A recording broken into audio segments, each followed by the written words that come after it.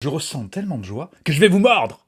Non, ça va, moi, en fait. C'est juste pour illustrer le fait que on parle souvent de la colère à l'origine de comportements comme taper, mordre, jeter, pousser, tirer. Mais en fait, toutes les émotions fortes peuvent déborder l'enfant, y compris la joie. Et un enfant peut mordre lorsqu'il ressent de la joie, parce que les parties du cerveau qui permettent de réguler cette émotion sont pas encore opérationnelles et il ne peut pas, justement, freiner cette impulsivité. Elle le dépasse.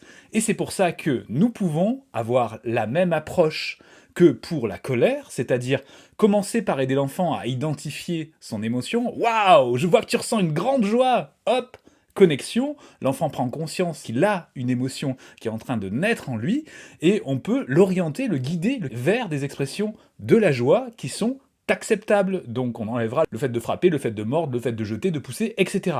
Et on le remplacera peut-être par le fait de sauter sur place, ou encore de chanter, ou encore de faire un énorme câlin.